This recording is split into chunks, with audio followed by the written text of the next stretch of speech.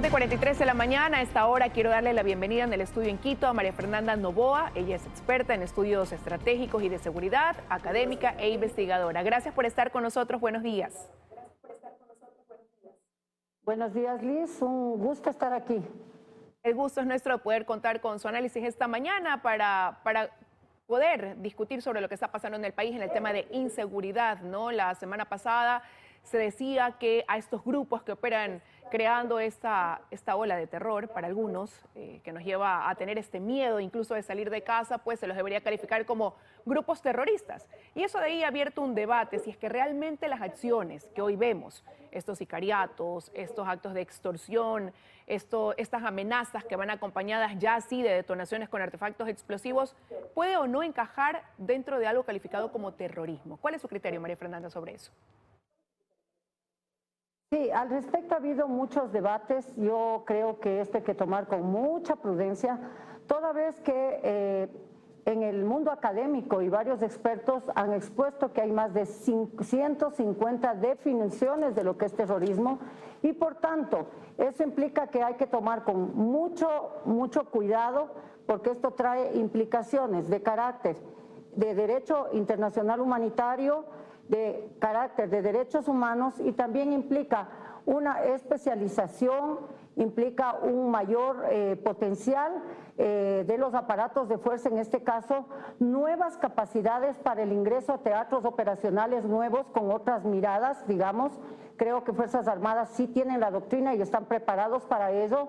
De hecho, la doctrina Equinoccio que se articuló y con la que ellos funcionan ahora a partir del año 2021, da esa posibilidad de esa flexibilidad, de ese manejo conjunto, digamos, entre las tres fuerzas y sobre todo la capacidad de tomar un ejercicio de la fuerza, pero un ejercicio de la fuerza que es absolutamente mucho más fuerte, con armas letales, con otro tipo de organización y de planeación y sobre todo también con manejo de temas de secreto y temas de inteligencia estratégica. Pero ahí la pregunta es, ¿el país, el Estado, está preparado para eso? ¿Basta con lo que tenemos actualmente cuando incluso se recurre a este mecanismo, a este recurso del estado de excepción precisamente para contar con un apoyo complementario por parte de las Fuerzas Armadas, por ejemplo? Ya, Liz, en este caso yo diría que el problema de la seguridad al punto que hemos llegado ahorita es un punto que yo podría decir que es un cáncer avanzado, no es un cáncer que se puede anticipar en su etapa preliminar. Y entonces tengo que en este momento, como conductor político estratégico del Estado, tomar algunas orientaciones, en este caso orientaciones que para mí son de carácter coyunturalista y que utiliza a los aparatos de fuerza militar y policial para este tipo de tareas. No obstante, para evitar esto, debió haberse trabajado con anticipación estratégica continua, con alertas tempranas y con un fortalecimiento de la inteligencia estratégica de Estado. Y en este caso, como estamos prácticamente siendo rebasados por la criminalidad organizada, entiéndase por criminalidad organizada ecosistemas criminales donde se fusionan no solamente, ojo, los cárteles de la droga, estamos hablando de concurrencia de mafias, estamos hablando de concurrencia de pandillas, estamos hablando de redes criminales, de delincuencia transnacional y de delincuencia común, que a la larga hacen un entramado que es lo que ha producido este shock, este cóctel de inseguridad dentro del país. Yo diría en este sentido que las acciones de fuerza que pueden tomarse, tanto de las tareas complementarias que puede ejercer Fuerzas Armadas con la Policía Nacional, deberían ser pensadas, deberían ser meditadas estratégicamente, igual que el tema del porte civil de armas. Estamos acostumbrados, digamos, en la región a tomar medidas o a tomar orientaciones de carácter de fuerza y de violencia. No estamos acostumbrados a entender lo que es más bien construir culturas de paz, a construir diálogo, a hacer una maniobra adecuada de la conflictividad y buscar soluciones de otra índole, que implica, por supuesto, más largo plazo e implica también el tema de atacar en la raíz al tema de los procesos de inseguridad. cuál es la raíz de estos procesos. Claro, y eso, como usted decía, se pudieran ver resultados de hacerlo en el mediano y largo plazo. Tomará su tiempo, ¿no? Porque eso también es un proceso que tomó tiempo hasta derivar y explotar en lo que hoy tenemos. Pero en el corto plazo, ¿cuál debería ser el camino? Porque hoy el gobierno dice armar a la sociedad civil porque eso, señalan, funcionó en otros países. Se habla a lo mejor de proponer una justicia sin rostro para que este no sea el eslabón suelto, tal y como se lo hizo Colombia, México, Italia en su momento, ¿no? Por otro lado, como ya lo están analizando, calificar de terroristas a estos grupos. Pero, ¿qué hacer en ese corto plazo? Porque las medidas reactivas que se van tomando no están acabando con esa ola de crímenes, de asaltos, de extorsiones en el país. Buena su pregunta, muy buena, Liz. Mire, la criminalidad organizada está en evolución estratégica, logística, de entrenamiento, 10 años más que nuestros propios aparatos de fuerza. Y digo esto porque el hecho de que tengan vigilancia líquida, tengan drones, tengan capacidad de inteligencia, tengan capacidad de mapeo de las carreteras, sepan dónde están ubicados georreferencialmente los puestos de policía, los puestos militares, etcétera, está dándoles una ventaja estratégica porque ellos están actuando de manera anticipada. Y nosotros tenemos digamos, la contraparte, que estamos actuando de manera reactiva. Entonces, a lo que voy yo es que para el corto plazo el porte civil de armas, en mi criterio personal, está generando una respuesta de violencia contra violencia.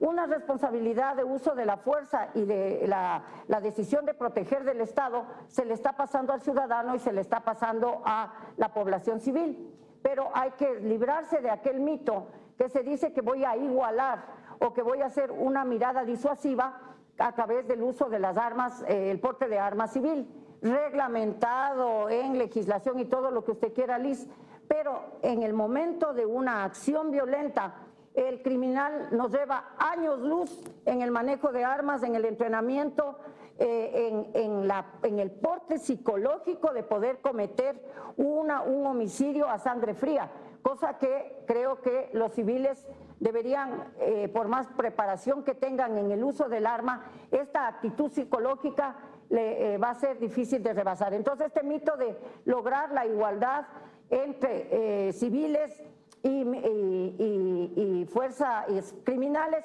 es absolutamente, a mí me parece que no es correcto.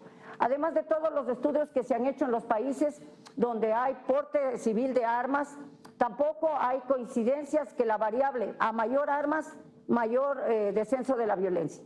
Esto depende del contexto y la configuración de los escenarios de inseguridad que se han venido dando, y en Ecuador particularmente, por esa mezcla, por esa falta de entender las fronteras de hasta dónde va la acción de las bandas criminales y las acciones, por ejemplo, de las pandillas, o este tema de estas relaciones sistémicas, de las órdenes que se pueden producir desde las cárceles hacia el exterior. Entonces, yo diría que el triángulo, inseguridad, está relacionado a dos vértices, que es el uno, el vértice de la impunidad, y el otro, el vértice de la corrupción. Y el músculo para sostener toda esta bagaje de criminalidad es el dinero que se obtiene del narcotráfico. Entonces, lo que hay que hacer, en mi criterio, es tener una buena geometría de los vértices, de los puntos y la transversalidad de estos grupos, tener un mapeo claro, dónde están operando, cuáles son las lógicas de operación. Obviamente, esto es en el tiempo corto, pero también con una visión prospectiva, Liz. Pero lamentablemente actuamos sobre el momento y no hemos actuado con esta visión estratégica de largo plazo.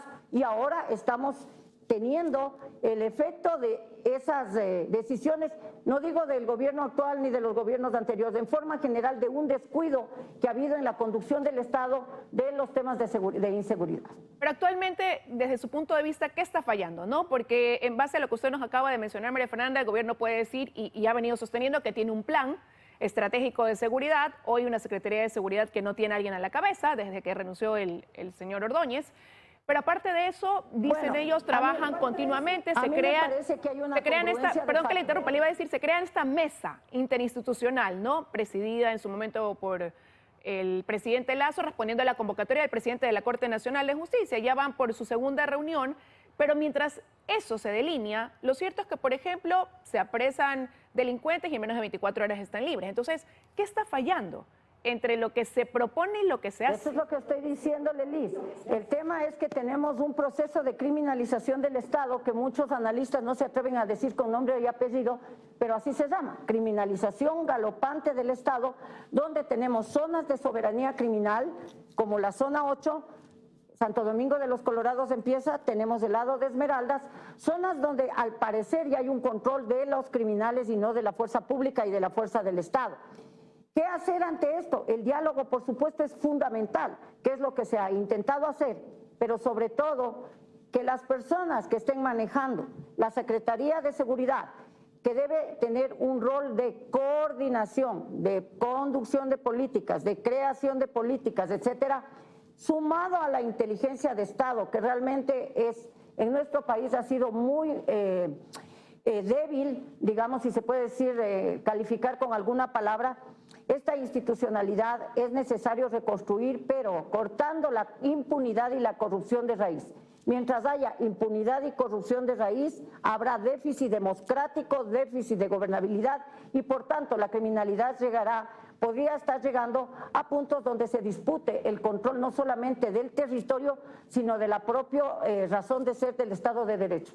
Para cortar esa impunidad, algunos sostienen que se debe depurar y que es poco lo que se ha hecho en ese sentido, pese a acusaciones graves, como lo que dijo en su momento el funcionario del Consulado de Estados Unidos, el embajador más bien de Estados Unidos, de hablar de narcogenerales, ¿no?, en el país. Sí, en este sentido también hay que tener mucho cuidado de generalizar, porque hay algunos, por supuesto, elementos, tanto en los aparatos de fuerzas militares como policiales, que pueden haber estado cooptados y contaminados. Y esto no es algo que los decimos los analistas ecuatorianos, esto está constando en estudios internacionales del Índice Global contra la Criminalidad Organizada y otros estudios de la ONU. Pero más allá de esto, yo diría que la depuración y la corrupción es volver a recuperar el sedimento ético y de responsabilidad social de cada uno de los sectores, ¿no es cierto?, de la sociedad, no solamente el Estado, la sociedad civil, los medios de comunicación tienen aquí una labor fundamental, también la academia, que debería pronunciarse o debería digamos, más que estos brotes así muy esporádicos, tener una posición orgánica para apoyar con insumos de conocimiento para que el conductor del Estado pueda tomar las mejores medidas, que pueda delinear las mejores estrategias y no sea uno, sea toda la sociedad en su conjunto.